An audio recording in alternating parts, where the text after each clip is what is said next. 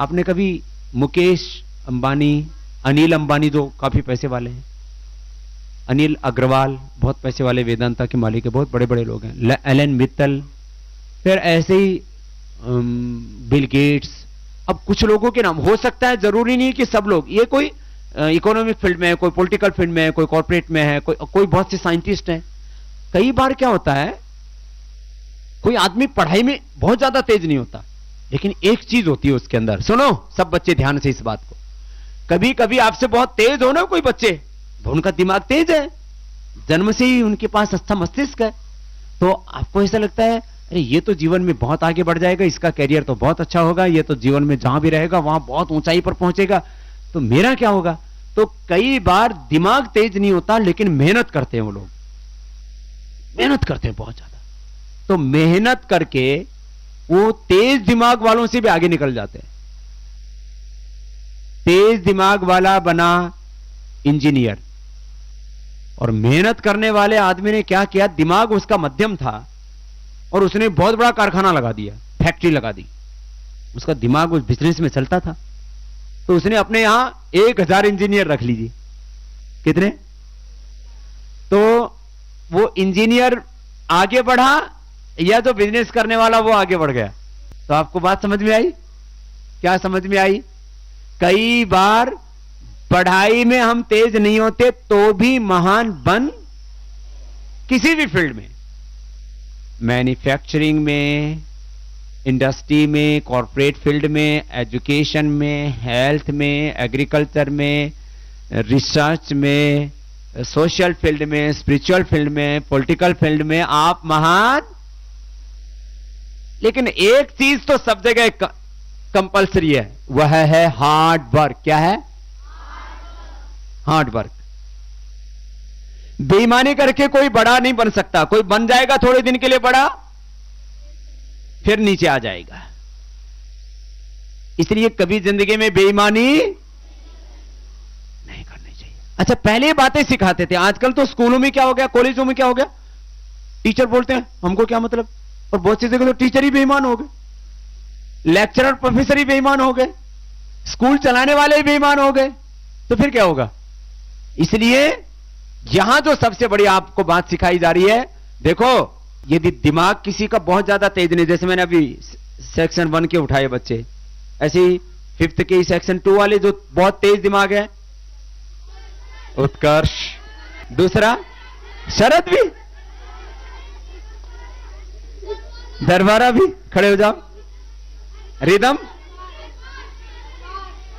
इतने तेज दिमाग वाले हैं, क्या बात है। इसका मतलब सारा हिंदुस्तान का ब्रेन, आओ इधर आओ। अब मैंने तेज दिमाग वाले बच्चे पूछे तो नाम, शरद को बुलाओ, इधर बुलाओ, आजा आजा बेटा, शर्माओ मत, अभी हाँ जाओ, देखो आजा आजा आजा आजा बेटा, आ जाओ। अच्छा वो हाँ इधर आओ, इसको थोड़े नंबर कम आते हैं क्या? तो क्यों ये कह रहे, इसके सेक्शन वाले कौन से, हाथ खड़े करो। तो सारे तुम्हारे इसके सेक्शन है, तो इसमें सबसे ज्यादा नंबर किनके आते हैं इनमें से? इसके और इसके, दरबारा के 1 2 3 और इसके, इस छोटे के। अच्छा बहुत स्मार्ट है। अच्छा, और इसके भी अच्छे आते हैं, इसको थोड़े से कम आते हैं इसलिए पीछे आ गया है, कोई बात नहीं। अच्छा ये बताओ, अच्छा आप ही लोग तो बता रहे हो ना, और आप लोग देखते भी हो जब टेस्ट लेते हैं, परीक्षा लेते हैं, है ना। अब एक बात बताओ, इनमें सबसे छोटा ये है हाइट में देखने में, किसी किसी की हाइट कम हो जाती, किसी। अच्छा इसमें कभी परेशान नहीं होना चाहिए, किसी की हाइट लंबी हो सकती है, किसी की छोटी हो सकती है, ये सब किससे मिलता है हमको, हाइट किससे मिलती है? फैमिली से। ये जेनेटिक होती है, हाइट क्या होती है हमारी, उसमें थोड़ा इंप्रूवमेंट कर सकते हैं अपन, ठीक है ना, योगाभ्यास करके, सब चीजें करके। हमारी हाइट किससे मिलते हैं हमको? फैमिली से। कलर किससे मिलता है? बॉडी का स्ट्रक्चर भी किससे मिलता है?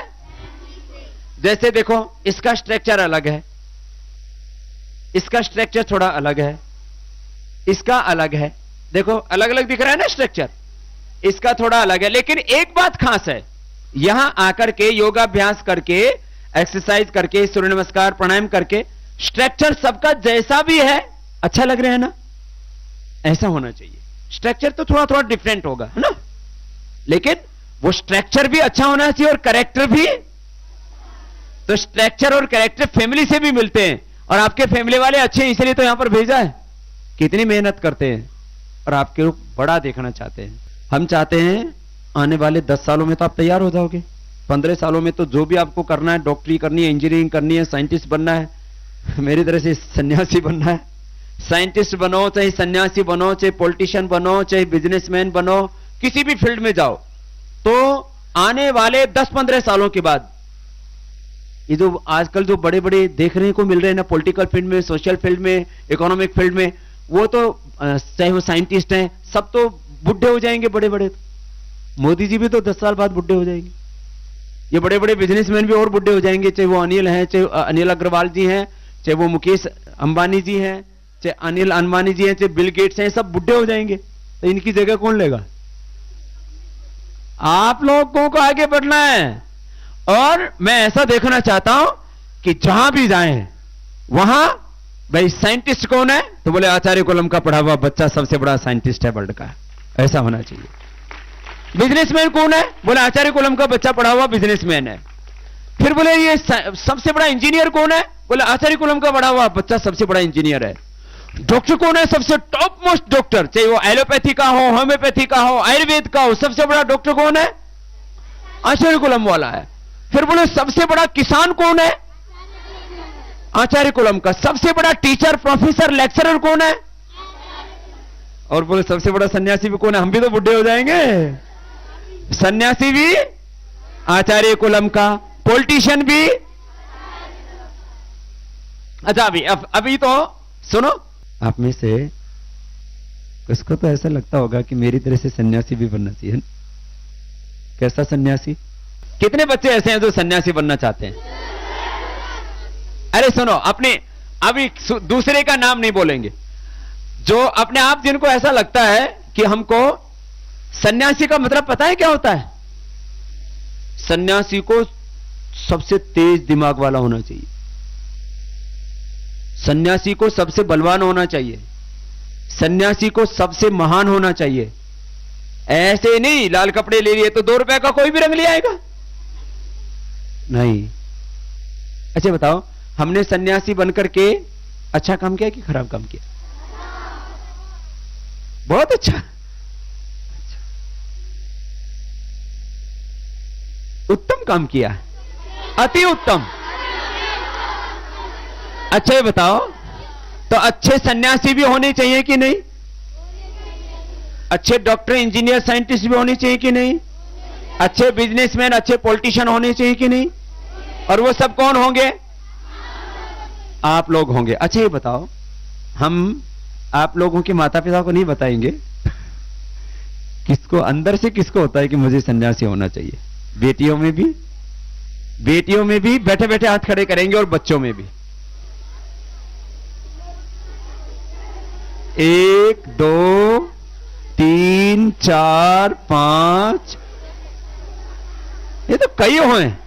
चलो एक बार सबके लिए तालियां बजा दो। अब देखो वही बात है, अब अच्छा बनने के लिए मैंने पहले तो 7 चीजें बताई थी, फिर मैं उसमें बता दी 3 चीजें। अच्छा दिमाग, अच्छा हृदय, दिल, और स्वस्थ शरीर। और एक चीज सब जगह कॉमन है, मेहनत करने वाला ही महान बनेगा। मेहनत करने वाला ही, जो मेहनत नहीं करेगा ना, किसी भी तरह की, दिमाग से भी मेहनत करनी पड़ती है, शरीर से भी मेहनत करनी पड़ती है, अपने भावनाओं को भी अच्छा बनाने के लिए मेहनत करनी पड़ती है। मेहनत सबसे बड़ी क्या चीज है? 2 चीजें पूरी जिंदगी को। अब चलो मैंने 7 शब्द बोले थे, अब 2 शब्द बता रहा हूं। देखो जीवन को समझना आप लोगों को। अब जैसे इन बच्चों को आपने सबने कहा कि ये बच्चे बहुत अच्छे हैं, है? और क्या नाम है आपका? अरमान। एक बार जोरदार तालियां हो जाए अरमान के लिए। जो भी खेल हैं उनमें भी आप आगे रहो, क्या दिक्कत है।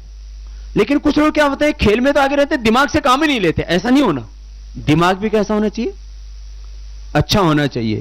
तो अरमान के लिए बहुत बहुत आशीर्वाद है, इसके भी अरमान पूरे होंगे, माता पिता के और हमारे भी। आप लोगों को तो अरमान पूरे करने हैं, जो बताया आपको। हाँ, और इसका भी देखो छोटा सा है,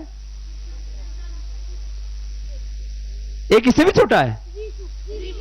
रिशु कहां है?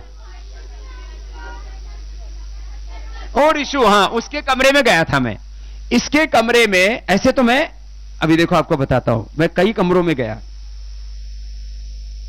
अभी बताता हूं। बेटियों के तो सभी कमरे अच्छे थे,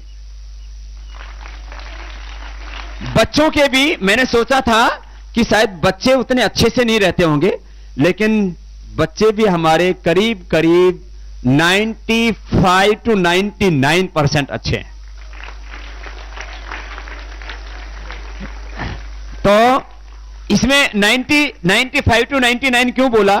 जैसे मैं रिशु के कमरे में गया तो इसके कमरे में खाली इसी का सामान ठीक से लगा हुआ था, बाकी अस्त व्यस्त इधर उधर फेंक रखा था। फिर इसके बाद में मैं 202 में गया, इनके बराबर में, जस्ट इनके बराबर में। आपका नाम रूम नंबर क्या है? 204। तो उसके साथ में 202 में गया, वो पूरा कमरा अच्छा था। फिर मैं ऊपर गया, 301 में गया, 302 में गया, 305 में गया, 303 में गया, सब एकदम व्यवस्थित मिले।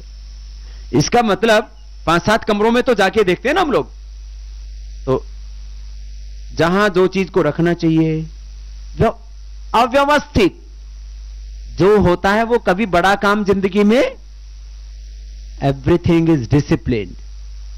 लाइफ में ना सब कुछ डिसिप्लिन्ड होना चाहिए, अनुशासित होना चाहिए, है ना।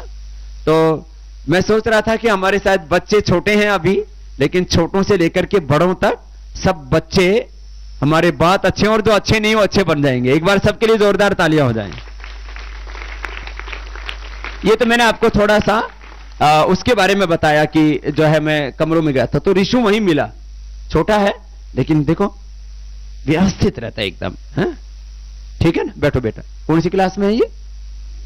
5th में ही है, इन्हीं वाले में। पढ़ाई में भी अच्छा है, बहुत अच्छा है, राइटिंग में बहुत अच्छा है, क्या बात, योग में बहुत अच्छा है। देखो अब आप सभी लोग उसकी पढ़ाई कर रहे हो, क्यों कर रहे हो? क्योंकि अच्छा है। अच्छे की सभी पढ़ाई करते हैं। अब कुछ बच्चे सोच रहे होंगे इनकी तो सब पढ़ाई कर रहे हैं, हमारी कोई पढ़ाई नहीं कर रहा। तो आप भी बड़े बनो, अच्छा करो, सबकी पढ़ाई होगी। सुनो तो क्या नाम बेटा? रितम, रितम च सत्यम च। रित माने जो सत्य नियम है परमात्मा के। हाँ, तो ये रितम जो है बहुत अच्छा है। कौन से प्रांत से बेटा? कहां से हो? गुजरात से। बहुत अच्छा, एक बार तालियां हो जाए रितम के लिए। बेटा आंखें कमजोर कैसे हो गई आपकी? आंखें कमजोर कैसे हो गई? पता नहीं लगा? ये माता पिता की किसी की थी वीक, तो शुरू में टीवी तो नहीं देखते थे ज्यादा। किसी किसी को ना ऐसे कोई चीज की डेफिशिएंसी हो जाती है, लेकिन उससे ना वो डेफिशिएंसी से भी आप योग आदि करेंगे ना, बाहर निकल जाएंगे। और आपका क्या नाम? उत्कर्ष। उत्कर्ष भी बहुत संघर्ष करता है, खूब पराक्रम करता है ना। इसके लिए भी जोरदार तालियां हो जाएं उत्कर्ष के लिए, और उत्कर्ष पर पहुंचे। ये तो 5वीं वालों से पूछ रहे थे। हाँ, इसकी कोई शिकायत नहीं है ना? अच्छा, इसका मतलब ये तो नहीं कि आप लोग बता देते और वो बताती नहीं है। अच्छा सुनो, कोई बात नहीं। जो ये एक बात सच्ची है कि बच्चे थोड़े से उद्दंड होते हैं। सुनो, अब अपने को ये उद्दंडता रखनी, इसका मतलब ऐसा परसेप्शन तो ऐसा ही बनता है ना, ऐसा ही सुनते हैं ना सब लोगों से कि बेटियों की शिकायतें कम मिलेंगी घरों में और लड़कों की शिकायतें ज्यादा मिलती है ना। सच्ची सच्ची बताओ ना। तो अपने को यह शिकायतें नहीं चाहिए। हाँ, तो सिद्ध के लिए देखो पढ़ाई में भी योग भी अच्छे से करते हो बेटा, जितना करवाते हैं उतना कर लेते हैं ना। अब सबको कोई पहलवान ना थोड़ी ना बनना है, मीन्स बलवान तो बनना है, बलवान तो सबको रहना है, बीमार किसी को। चलो बहुत बहुत आशीर्वाद है, सिद्धि के लिए भी जोरदार तालियां बजाओ। चलो एक बार जोरदार तालियां हो जाए इसके लिए भी, ये अपनी सारी कमी ठीक कर लेगा। अब मैं इसके साथ में कुछ बात ये बताना चाह रहा था कि कुछ तो पहले से बहुत टैलेंट है उनके अंदर, बहुत इंटेलिजेंट है, उनके बारे में कहते हैं ये हैं। इस कक्षा में 40 बच्चे हैं तो उसमें से 4 ये हैं जो बहुत अच्छे हैं, ब्रिलियंट हैं, है? उसको बोलते हैं ये बहुत ब्रिलियंट है, ये बहुत ग्रेट है। इसमें तो जिनमें ये गुण नहीं है तो उनको क्या करना है, क्या करना है बोलो, पुरुषार्थ करके। और सब तरह से देखो, जीवन एक चीज से महान नहीं बनता, मैंने कहा जीवन में कई गुण होने चाहिए ना, इसी को बोलते हैं सर्वांगीण विकास। क्या बोलते हैं इसको, यज्ञ तो हम रोज करते ही हैं, ऐसे ही विशेष यज्ञ, जो विशेष यज्ञ है ना, अब जैसे सोम याग हो गया, उसको सोम यज्ञ भी बोलते हैं। यज्ञ और याग एक दूसरे के पर्यायवाची शब्द ही हैं, लेकिन यागों का, याग शब्द का प्रयोग विशेष यज्ञों के लिए किया जाता है। जी बेटा,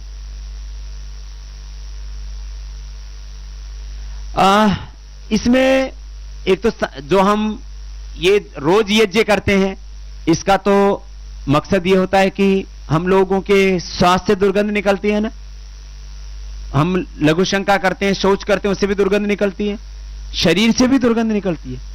तो हम दुर्गंध निकालें और हम कोई सुगंधी फैलाने वाला काम ना करें तो पाप लगेगा कि पुण्य। इसलिए हवन करने का तो ये प्रयोजन है मुख्य रूप से। फिर उसमें मंत्र पाठ करते हैं, उससे अपने उपासना भी होती है। जो याग होते हैं उनमें विशेष प्रकार से हम यज्ञ के द्वारा कुछ विशेष शक्तियों का अर्जन करते हैं। जैसे पुत्रेष्टि यज्ञ हो गया, पुत्र की प्राप्ति नहीं हो रही किसी को, तो उस तरह की संविधाएं सामग्री प्रयोग करनी पड़ेगी जिससे कि जिनको संतान नहीं हो रही है उनको संतान की प्राप्ति हो जाए, उनके शरीर के रोग विकार नष्ट हो जाए। वर्षा नहीं हो रही है तो वर्षेष्टि यज्ञ हो गया। ऐसे किसी के राज्य का विस्तार नहीं हो रहा है तो उसको अपने राज्य का विस्तार करना है तो अश्वमेध यज्ञ हो गया। किसी को अपने जीवन में और अधिक दिव्यता को लाना है तो उसमें इस तरह की सामग्री, इस तरह की प्रक्रियाएं, इस तरह का अनुष्ठान, इस तरह के अभ्यास किए जाते हैं, तो उससे सोमयाग, अपने जीवन में दिव्यता आई। ऐसे तो उनके द्वारा किसी विशेष प्रयोजन को सिद्ध किया जाता है। ऐसा तो आप लोगों को यदि विशेष याग देखने की और करने की इच्छा है तो आप लोगों को सोम याग आदि विशेष याग भी आचार्य कुलम में करवा देंगे। ठीक है, पहले भी हमने करवाया था योगग्राम में, अब दोबारा आचार्य कुलम में करवा देंगे। और आचार्य कुलम को लेकर के और एक दो बातें बता देता हूं। अभी अपना छोटा है ये परिसर ना, ऐसे तो बहुत बड़ा है लेकिन फिर भी और बड़ा होना चाहिए। तो आचार्य कुलम को बहुत जल्दी, इस साल तो यहीं पढ़ेंगे आप, अगले साल तक हम ऐसी तैयारी कर रहे हैं कि दुनिया का सबसे बड़ा परिसर आचार्य कुलम में होगा। दुनिया का, वो जहां होगा वहां मैं भी रहूंगा। उसकी जगह थोड़े दिन में बता देंगे, थोड़े दिन में बता देंगे। वो जगह फाइनल हो चुकी है, अभी कुछ चीजें ऐसी होती है ना जल्दी नहीं बतानी चाहिए, सरप्राइज देंगे ना आप लोगों को। ठीक है, तो दुनिया का सबसे बड़ा जगह क्या होगी, आचार्य कुलम की। दुनिया का सबसे बड़ा स्टेडियम कहां होगा। आप लोगों को घुड़सवारी से लेकर के हेलीकॉप्टर उड़ाना भी सीखना है,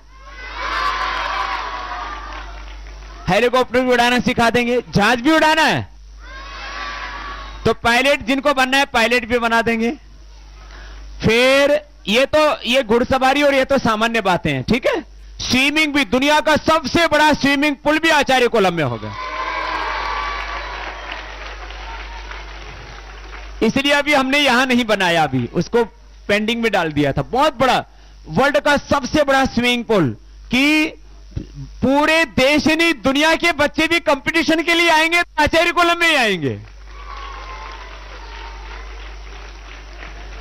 इतना world class swimming pool, world class stadium, world class field, world class infrastructure and world class teachers and world class principal, सब आचार्यकुलम में आ जाएंगे और आप भी वर्ल्ड क्लास बन जाओगे। अभी आप थोड़े बच्चे पढ़ रहे हैं ना, आगे हम पता है कितने की प्लानिंग कर रहे हैं। 1000 तो थोड़े होते हैं। अभी इस साल तो अभी ज्यादा एडमिशन नहीं ले रहे। इस साल तो अभी 40 बेटियों को लेंगे खाली, बहुत हैं बेटियां तो बहुत आई हुई है, और 80 से ज्यादा बच्चों को नहीं लेंगे, बस इतना ही लेंगे। लेकिन आगे बहुत बड़ी तैयारी कर रहे हैं। पता है क्या तैयारी कर रहे हैं? पहले जैसे तक्षशिला नालंदा के बारे में आपने सुना है ना, उनमें कितने कितने बच्चे रहते थे? 10-10 हजार। कितने रहते थे? नालंदा और तक्षशिला नाम सुना ना? तो वो अभी तो तक्षशिला तो उधर पाकिस्तान में चला गया उधर, और इधर ये नालंदा बिहार की तरफ था। ये तो 10-10 हजार बच्चे होते थे। तो अपना आचार्यकुलम 10,000 का बनाए, उससे बड़ा। सारे देश के सबसे अच्छे बच्चे ढूंढ ढूंढ के। कितने बच्चे? ये कह रहा है 1 लाख का बना दो। चलो 1 लाख का बना देंगे। तो आप सोच रहे होंगे स्वामी जी फिर तो 1 लाख के पास जाएंगे। तो सुनो, अब सुनो, ये तो पूरे देश में भी तो आचार्यकुलम बनाने। अपने देश में सबसे ज्यादा बच्चे हैं, सबसे ज्यादा यंगस्टर्स हैं। अब सारे देश का एजुकेशन सिस्टम बदल देंगे। अभी बहुत जल्दी आप लोगों को, अभी तो ये एनसीईआरटी वाली बुक पढ़नी पड़ रही है ना, एनसीईआरटी वाली सीबीएसई वाली बुक पढ़नी पड़ रही है ना। एनसीईआरटी का सिलेबस होता है, सीबीएसई बोर्ड होता है। तो अब हम लोग अपनी पुस्तकें खुद लिखेंगे। और उसमें क्या चेंज होगा? जरा सुनो क्या क्या चेंज होगा। एक तो संस्कृत की पुस्तकें अपनी होंगी, ठीक है। दूसरा, जो आप हिंदी पढ़ते हो ना, उसके चैप्टर्स में वो डाल देंगे वेद, दर्शन, उपनिषद। हिंदी भी पढ़ रहे हैं और साथ में क्या पढ़ रहे हैं? उसमें वेद भी पढ़ रहे हैं, दर्शन भी पढ़ रहे हैं, उपनिषद भी पढ़ रहे हैं, शास्त्र पढ़ रहे हैं। संस्कृत के अंदर संस्कृत पढ़ेंगे, हिंदी में भी अपना रामायण, महाभारत, दर्शन, उपनिषद, गीता, ये सब आ गए। और आप जैसे अंग्रेजी पढ़ते हैं तो लैंग्वेज तो क्या होगी? उसमें चैप्टर घुसाएंगे किसके? शास्त्रों के। तो लैंग्वेज क्या होगी? अंग्रेजी। चैप्टर क्या होंगे? शास्त्रों के चैप्टर घुसा देंगे। तो अब भाषा भी आ जाएगी और शास्त्र भी आ जाएंगे, तो वो हो गया ना काम। अभी आपको अलग से शास्त्र पढ़ना पड़ता है ना, फिर आपको अलग से शास्त्र पढ़ने की जरूरत। कितना बढ़िया हो जाएगा ना। अच्छा, आपको अभी कुछ कुछ खराब हिस्ट्री भी पढ़नी पड़ती है ना। जैसे अंग्रेजों ने पलासी का युद्ध जीता। अंग्रेजों ने कोई युद्ध जीता, लेकिन हमको पढ़ना पड़ता है। पलासी की लड़ाई, ये लड़ाई, वो लड़ाई, पानीपत की लड़ाई में भी उल्टा पढ़ाया जाता है। फिर लक्ष्मीबाई के बारे में, क्रांतिकारियों के बारे में 1857 को वो लोग क्या बोलते हैं? गदर। क्या पढ़ाते थे? गदर। गदर नहीं था ये, प्रथम स्वातंत्र्य संग्राम था। क्या था ये? और अंग्रेज उसमें हार गए थे। वो तो बाद में थोड़ा धोखा कर दिया कुछ लोगों ने, अपने देश के गद्दारों ने। खैर, तो आपको हिस्ट्री में भी कुछ कुछ गलत पढ़ाया जा रहा है। सोशल साइंस में तो बहुत गलत पढ़ाते हैं। क्या पढ़ाते हैं? Man is A social animal. आप लोगों को एनिमल बता दिया। बताओ, तुम एनिमल हो? बोलो। लेकिन सोशल साइंस में क्या पढ़ते हो? Man is a. This is not right. What is the right? What is the right principal and ideology and what is true? Man is a defined representative of God. This is right. तो change हो गया ना पूरा concept, change होगा कि नहीं? ऐसे ही social science में भी चेंज करना है, हिस्ट्री में भी थोड़ा चेंज करना है।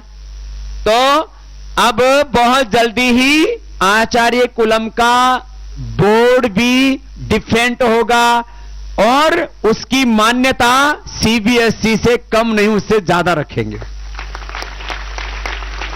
ज्यादा कैसे होगी? उसका पाठ्यक्रम अच्छा होगा ना, उसमें वैदिक एजुकेशन भी होगा, मॉडर्न एजुकेशन भी होगा, कंप्यूटर, मैथमेटिक्स, साइंस, ये सब एक जैसे ही रहेंगे, क्योंकि इसमें कुछ बदलने वाला ज्यादा नहीं है। थोड़ा वैदिक साइंस डालेंगे, थोड़ा वैदिक मैथमेटिक्स थोड़ा सा डालेंगे, लेकिन मैथमेटिक्स, साइंस, कंप्यूटर ये तो पूरा। तो ये बोलो, ये अच्छा काम होगा कि नहीं? बहुत अच्छा होगा ना। और फिर इससे दूसरे लोग भी एफिलिएशन लेंगे तो पूरा देश बदलेगा कि नहीं? पूरा देश बदलेगा, और देश को बदलने वाले उसके मूल में आप लोग हैं। तो आप सब लोगों को बहुत बहुत आशीर्वाद। ऐसे देश बदलना है।